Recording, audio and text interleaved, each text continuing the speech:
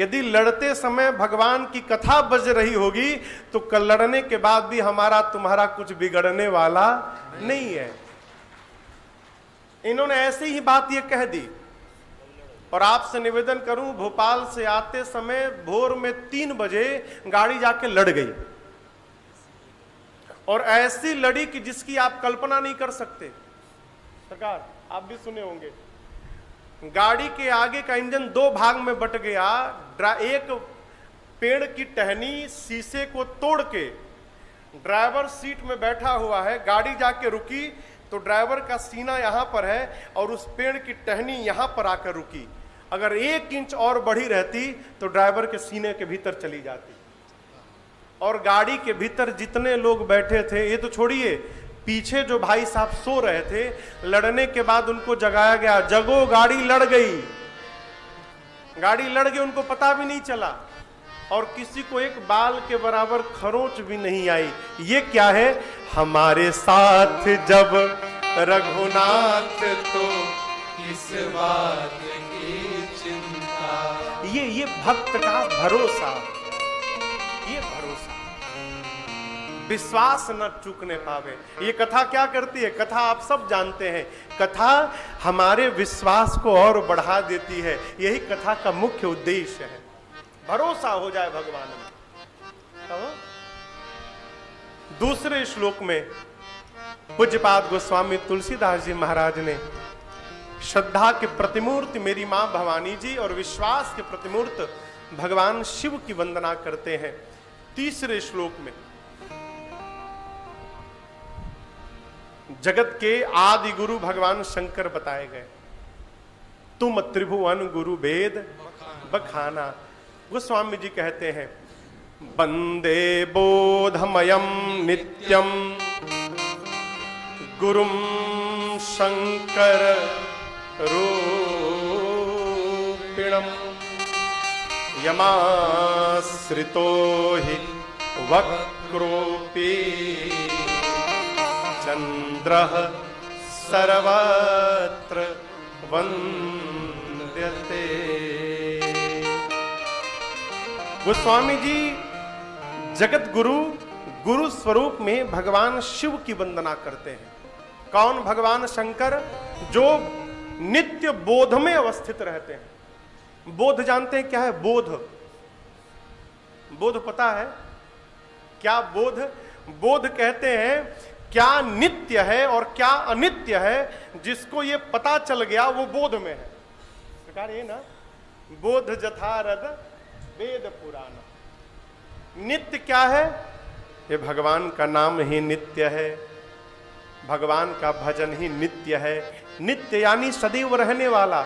और इसके बाद जितना आप देख रहे हैं ये कुछ भी रहने वाला नहीं है, सब एक ना एक दिन छूटकर समाप्त होने वाला है। जो इस भाव में सदैव अवस्थित है, कौन? भगवान शंकर। बुरा मत मानिएगा, जीव को पता चल जाए कि हमारे बगल में जो पड़ोसी आए हैं ये बहुत बड़े ऑफिसर हैं और इनके साथ संबंध बना के रखेंगे तो हमारा आगे का काम बनता रहेगा, तो जीव सवेरे शाम हाजिरी लगाता है। और भाई साहब कैसे, सोचा एक बार हाल चाल ले लूं। क्यों? जानता है इनके साथ रहेंगे तो हमारा काम बनता रहेगा। शंकर भगवान भी जानते हैं कि संसार में भगवान का भजन ही एक ऐसा है जो कभी समाप्त नहीं होने वाला। इसलिए शंकर भगवान सदैव दिन रात तुम पुनि राम राम दिन राती,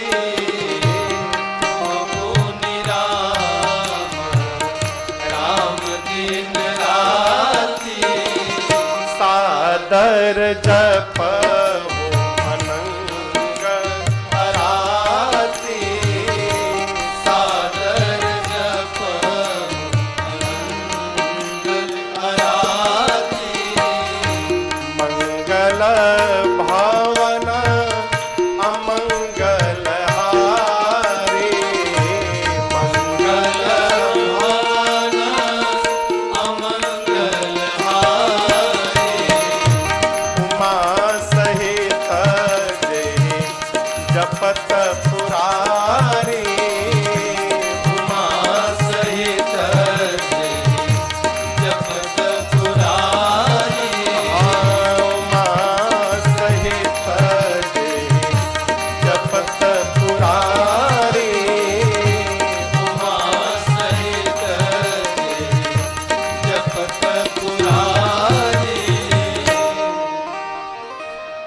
भी जानते हैं कि किससे काम बनने वाला है, इसलिए सदैव भजन में ही लगे रहते हैं। वंदे बोधमयम कब कब नित्यम, जो नित्य है भगवान शंकर जो गुरु स्वरूप में है, उनको मैं बार बार उनकी वंदना करता हूं। कौन शंकर? यमाश्रितो ही वक्रोपी चंद्र सर्वत्र वंदते। अभी कल ही रात में एक चर्चा चल रही थी, ऐसी कथा संतों के मुख से मैंने सुनी है कि चंद्रमा राहु के डर से दौड़कर भगवान शंकर की शरण में गए। बाबा त्राहिमाम बचाइए मुझे, राहु दौड़ा रहा है। आप यदि अपने गुरु जी के पास जाएंगे रक्षा के लिए, गुरु जी कहें अच्छा आओ आकर बैठ जाओ, कहां बैठिएगा? पाँव में ना। और चंद्रमा जाके भगवान शंकर के कपारे पर बैठ गए। अब आप दर्शन करिए। कहते हैं गोस्वामी जी, यद्यपि चंद्रमा टेढ़ा है, वक्रोपी, आप में से कोई भी टेढ़े आदमी से संबंध नहीं रखना चाहेगा। कहेंगे बहुत टेढ़ा आदमी है, बच के रहना तनिक उससे। टेढ़ा कौन? जो रोज अपना नित्य चेहरा बदल ले, वो टेढ़ा आदमी। चंद्रमा को एक स्वरूप में आप नहीं पाएंगे। आज अलग स्वरूप है, कल दूसरा स्वरूप मिलेगा। सरकार रोज बढ़ते घटते हैं, और जो आदमी रोज चेहरा बदले हो उसका क्या भरोसा है। लेकिन ये टेढ़ा चंद्रमा भी जब शंकर भगवान के शरण में पहुंचे हैं तो पूरे जगत में वंदनीय हो गए हैं। वो भगवान शंकर जो टेढ़े को भी वंदनीय बनाने की क्षमता रखते हैं। पूज्यपाद गोस्वामी तुलसीदास जी महाराज उन भगवान शंकर को बार बार वंदन करते हैं। वंदे बोधमयम नित्यम गुरुम शंकर रूपिण। अब इनके बाद चौथे श्लोक में आदि कवि बाबा वाल्मीकि जी और श्री हनुमान जी महाराज की वंदना करते हैं। यहां पर कवीश्वरो कपीश्वरऊ कहे उभऊ, तो दो कपीश्वर कौन? एक हनुमान जी महाराज और दूसरे सुग्रीव जी महाराज, जो कपियों के राजा हैं। इन दोनों की वंदना करते हैं। इसके बाद पांचवें श्लोक में मेरी मां जगत जननी जानकी जी की वंदना करते हैं। छठवें में राम जी की वंदना करते हैं। और उसके बाद सातवें श्लोक में गोस्वामी जी कहते हैं, मैंने इस श्री रामचरितमानस की रचना कैसे की? बाबा कहते हैं, नाना पुराण निगमागम सम्मतम यद रामायणे निगदितम क्वचिदन्यतो स्वान्तः सुखाय तुलसी रघुनाथ गाथा भाषा निबंध मति मंजुल मातनो भाषा निबंध मति मंजुल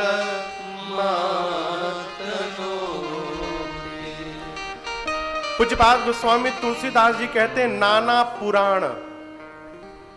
कितने पुराण है? 18। कितने पुराण है? 18। 18 उप पुराण है। हर पुराण के एक उप पुराण है। 4 वेद हैं, चारों वेद के एक एक उपवेद हैं। 6 शास्त्र हैं, 108 उपनिषद हैं, जिनमें से 11 ही प्राप्त हैं अभी। और इसके बाद जितने रामायण है, रामायण कितने हैं? तो 7 कोटि अपारा, 100 करोड़ से भी अधिक रामायण है। गोस्वामी तुलसीदास जी कहते हैं 18 पुराण, 18 उपपुराण, 4 वेद, 4 उपवेद, 6 शास्त्र उपनिषद और जितने रामायण मुझे प्राप्त हैं, इन सबके सार को निकालकर मैंने इस श्री रामचरितमानस की रचना की है। सार समझ रहे हैं ना? सार समझ रहे हैं कमलेश भैया? सारांश। हम लोग जब पढ़ते थे विद्यालय में तो हिंदी के पुस्तक में किसी भी कहानी के बाद उसका सारांश रहता था कि आपने जो एक कहानी पढ़ी है, इस कहानी का सारांश क्या है, मूल भाव क्या है। अंग्रेजी में स्टोरी के नीचे रहता था मोरल ऑफ द स्टोरी, आपने जो स्टोरी पढ़ी इसका मोरल क्या है, सारांश क्या है? गोस्वामी जी कहते हैं जितने शास्त्र हैं, पुराण हैं, वेद हैं, रामायण है, इन सबके सारांश को निचोड़कर मैंने श्री रामचरितमानस की रचना की है। अर्थात हम चाहे आप केवल श्री रामचरितमानस का पाठ करें तो हमको सभी ग्रंथों को पढ़ने का फल केवल मानस पढ़ने से सहज ही प्राप्त हो जाएगा, केवल रामचरितमानस पढ़ने से। लेकिन बड़ी विडंबना है सरकार, एक श्रोता मिले कहे महाराज पढ़े कैसे, संस्कृत में लिखा है। कभी खोल कर देखे भी नहीं कि संस्कृत में लिखा है कि अवधि में लिखा है?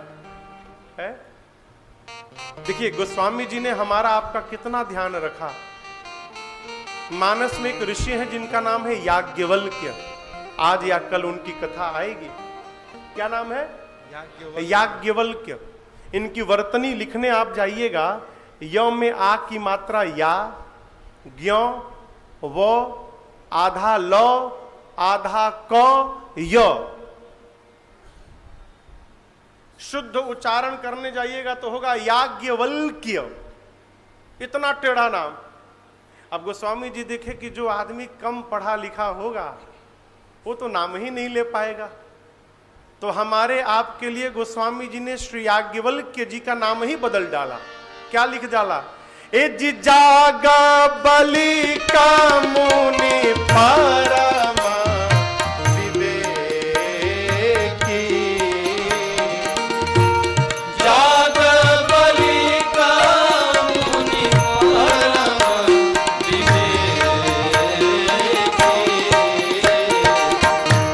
भरद्वाज राखे पद की,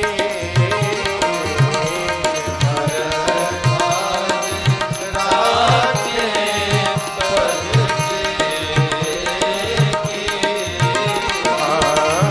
भरद्वाज राखे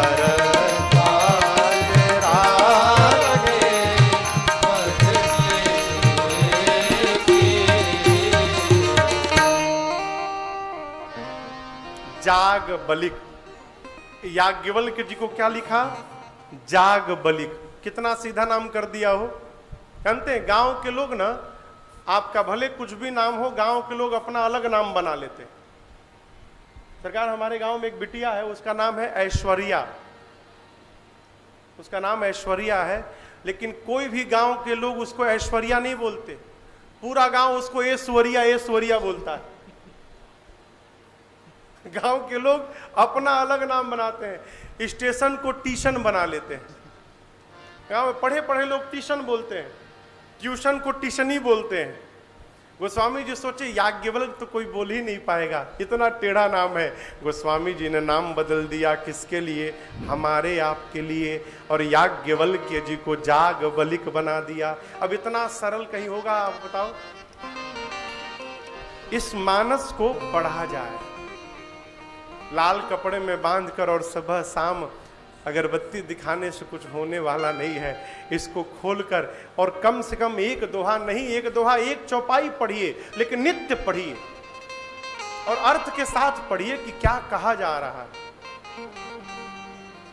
गोस्वामी जी ने रचना की क्योंकि स्वांतः सुखाय तुलसी रघुनाथ गाथा, भाषा निबंध मति मंजुल मातनो। कई महापुरुष कहते हैं स्वांतः सुखाय, अर्थात अपने अंतःकरण के सुख के लिए गोस्वामी जी ने रचना की। ये भी सही है। हमारे पूज्यपाद गुरुदेव भगवान जगत गुरु रामानंदाचार्य श्री तुलसी पीठ भगवान कहते हैं, बेटा यहां पर गोस्वामी जी ने स्वांतः कहा तो स्व के चार अर्थ हैं। स्व मने आत्मा, स्व मने आत्मीय, स्व मने जाति, और स्व मने सेवक। जो सेवक लोग हैं हमारे अंदर, पोष्य वर्ग है। गोस्वामी जी ने किसके लिए लिखी? आत्मा के लिए, अपने अंतःकरण के सुख के लिए।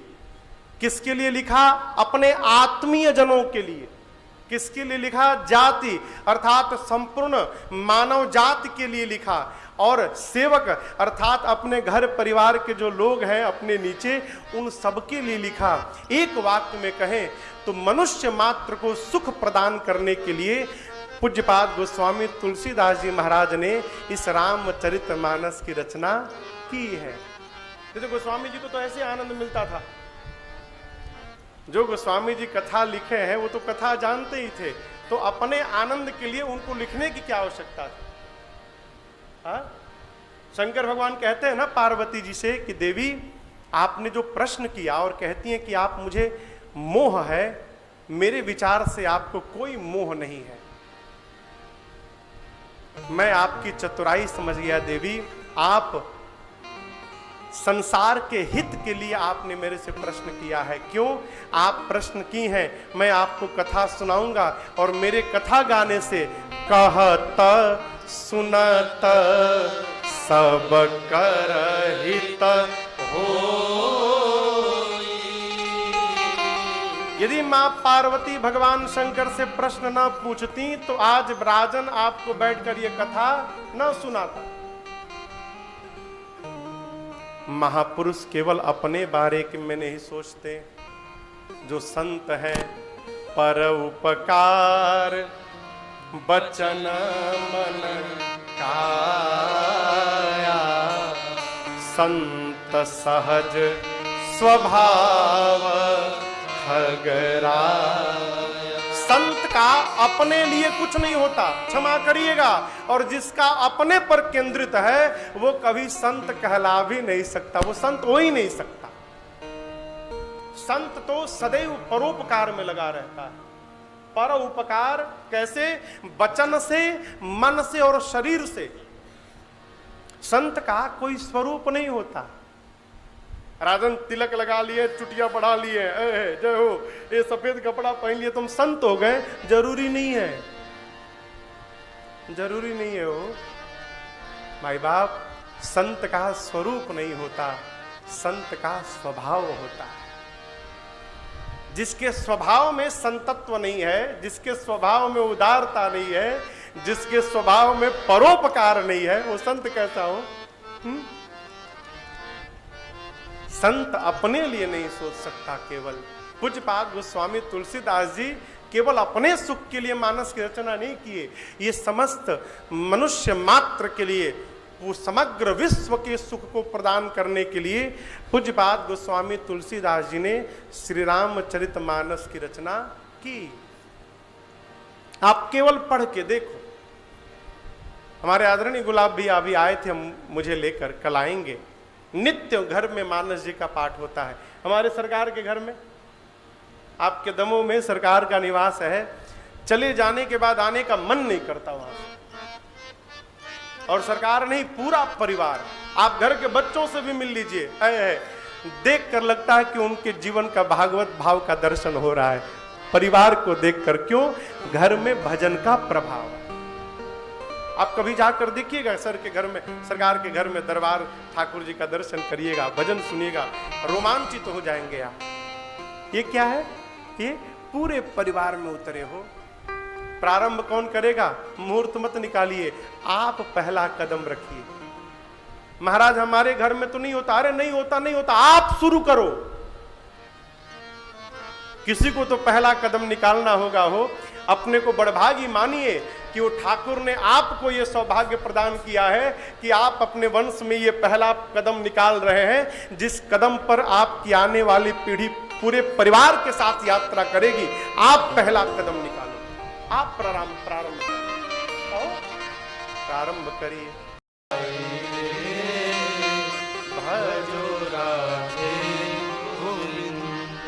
सुख प्राप्त करना है तो भगवान की शरण में आना ही पड़ेगा। सुख पा न सकेगा जीवन भर, सुख धाम के बिना तन तर न सकेगा मूर्ख प्राणी राम के बिना।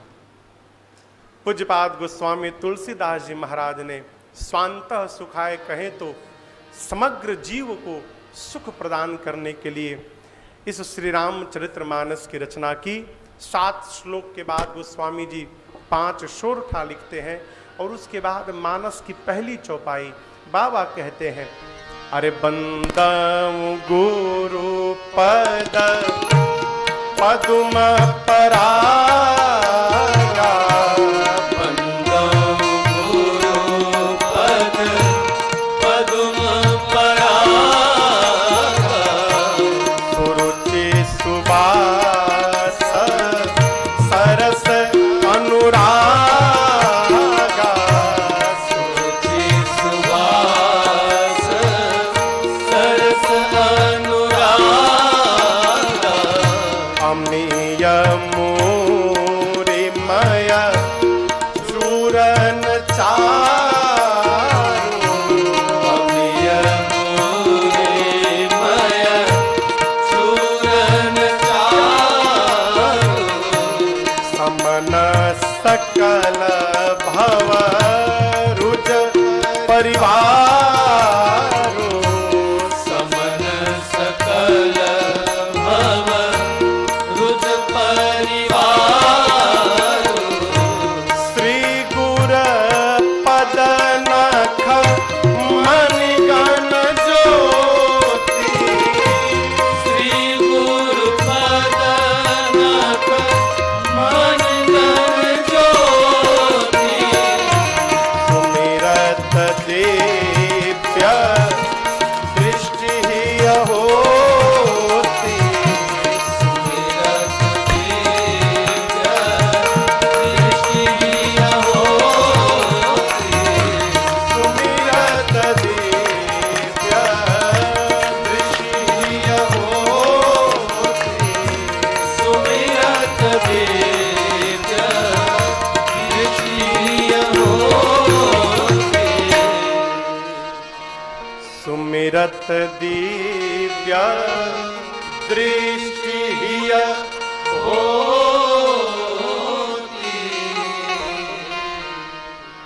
दिव्य दृष्टि का संबंध नेत्र से नहीं है माई बाप, दिव्य दृष्टि का संबंध हमारे हृदय से है? पूज्यपाद गोस्वामी तुलसीदास जी महाराज कथा प्रारंभ किए और सबसे पहले अपने सद्गुरुदेव भगवान के चरण में जो रज लगा है उस रज की महिमा गाते हैं। चरण छोड़िए, चरण में जो रज है उसकी क्या महिमा है। कहते हैं जो जीव अपने सद्गुरुदेव के चरण कमल के रज का सेवन करेगा उससे क्या होगा? सुरुचि सुबास सरस अनुरागा, 4 बढ़ जाएंगे, 4 बढ़ेंगे। क्या? सुरुचि। सुरुचि समझते हैं? सुरुचि, रुचि मने चाह, असुरुचि यानी सुंदर चाह। जो अपने सद्गुरुदेव भगवान के चरण रज का सेवन करेगा उसकी रुचि सुंदर हो जाएगी।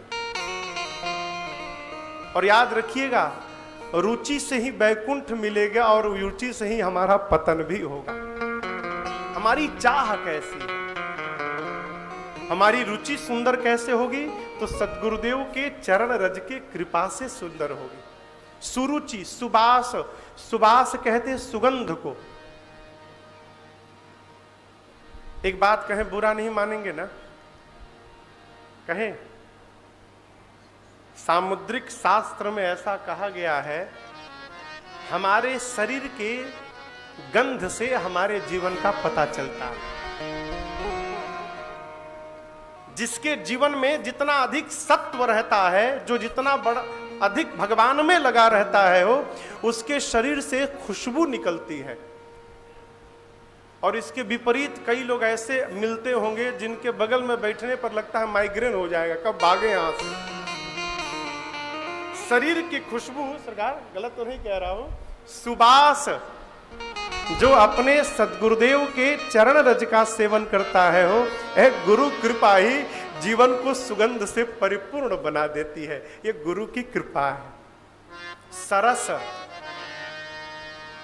सरस समझते हैं ना? रस, जीवन में रस आ जाए हो। भगवान, भगवान के बारे में कहा गया भगवान रसो वैसा है। भगवान रस युक्त है, सूखा आदमी किसी काम का नहीं। जीवन में रस होना चाहिए है? जो लकड़ी सूख जाती है ना, एक ही काम में आती है, आप समझ ही रहे होंगे, जलाने के। यदि आपके भी जीवन से रस समाप्त भया तो घर वाले मिलके जला देंगे हो आपको। सावधान, ये रस न समाप्त हो। कौन सा रस? भगवान के भजन का रस समाप्त न हो। ये जो इस रस से परिपूर्ण रहेगा हो, वो जहां रहेगा आनंद में बना रहेगा। ये सरसता कैसे आएगी? गुरु कृपा से। सुरुचि, सुबास, सरस, और अंतिम है चौथा अनुराग।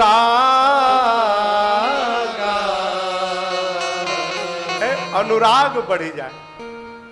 अनुराग समझते हैं? अनुराग, कमलेश भैया अनुराग समझते हो? बेटा बेटी, भाई बहन, माई बाप, पति पत्नी, इनमें जो आप प्रेम करते हो ना, इस प्रेम का नाम है राग। क्या नाम है? राग।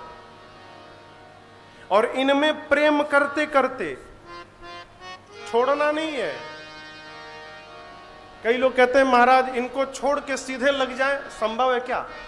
उसके लिए विरक्त महापुरुष जन्म लेते हैं, जन्म से होते हैं, अलग से किया नहीं जा सकता। आप बताओ, जो 10 की परीक्षा पास नहीं करेगा वो 12वीं में जाएगा? जाएगा तो 2 नंबर से जाएगा। सरकार, मैं लखनऊ में था तो एक ब्रिज के नीचे गाड़ी खड़ी थी, तो ब्रिज के जो खंबे होते हैं ना गोल गोल, उस पर पोस्टर चिपका हुआ था। तो गाड़ी रेड सिग्नल पे गाड़ी खड़ी थी, मैं बैठा था आगे, तो उस पोस्टर को पढ़ने लगा। उसमें लिखा था 10वीं फेल सीधा 12 पास करे। लिखा था जो 10वीं फेल है 10 नहीं सीधे 12 पास करे। तो बगल में भाई साहब बैठे थे पीछे, हमने कहा भाई साहब ये कैसे संभव? तो बोले महाराज हमको बताने की क्या आवश्यकता, वही कह रहा है कि सब 2 नंबर का काम होगा, बिना 10 पास की कोई 12 में जाने वाला है। उसी प्रकार बिना राग में लिपटे कोई अनुराग तक पहुंचने वाला नहीं है। इससे नहीं पढ़ना कि इनको छोड़ दे, छोड़ना नहीं है, छोड़ना नहीं है। फिर महाराज पूजहि तुम ही सहित परिवार, पूरे परिवार को लपेट के भजन करना है माई बाप। वो कौन सा भगत जो छोड़ के भजन करे? छोड़ के कौन भजन है वो? भजन तो तब माई बाप जब हमारे भजन के प्रभाव से घर में जो भजन न करता हो वो भी भगवान के भजन में लग जाए। ये जाकर जीवन आया सबको लेकर। राग, परिवार का प्रेम राग और भजन के प्रभाव से, यही परिवार का प्रेम जब भगवान के सगुण रूप में प्रवेश कर जाता है, जैसा प्रेम परिवार से करते थे वही प्रेम भगवान में लग जाए सगुण रूप में, तो यही राग अनुराग कहलाता है। राग क्या बन गया? अनुराग, भगवान के सगुण भाव में। फिर भजन प्रारंभ भया। अब भजन करते करते करते करते एक वो समय आएगा फिर मंदिर जाने की आवश्यकता नहीं रह जाएगी। जहां बैठिएगा, जिधर देखिएगा वहां वही दिखाई पड़ेगा। ये क्या है? अनुराग ऊपर पहुंचकर वैराग्य में बदलता है, फिर साकार से निराकार में प्रवेश कर जाता है। ये अनुराग से क्या होगा? मानस का न्याय है। भूत भावन भगवान शंकर कहते हैं गरुण जी महाराज से, हे पक्षीराज, ये राम जी मिलहि न रघुपति बिनु अनुराग, मिलहि न रघुपति बिनु अनुराग। मैं नहीं बोल रहा, ये राजन नहीं कह रहे, ये हमारे भूत भावन भगवान शिव कहते हैं। शिव सूत्र है। जीवन में जब तक अनुराग नहीं होगा माई बाप, तब तक राम मिलने वाले नहीं है। आप वैराग्य में भी पहुंच जाओ, लेकिन राम को प्राप्त करना होगा तो नीचे उतरना पड़ेगा। वैराग्य में जाकर भगवान राम जी मिल जाए, नहीं हो सकता। सरकार गलत तो नहीं कह रहा हूं। जनक जी महाराज इसका भी प्रमाण है। जनक जी महाराज परम वैरागी, ब्रह्म भाव में अवस्थित रहने वाले महाराज जनक, जैसे मेरे राघव जी का दर्शन भया हो, जो आकार को मानता ही नहीं था वही साकार में फंस गया।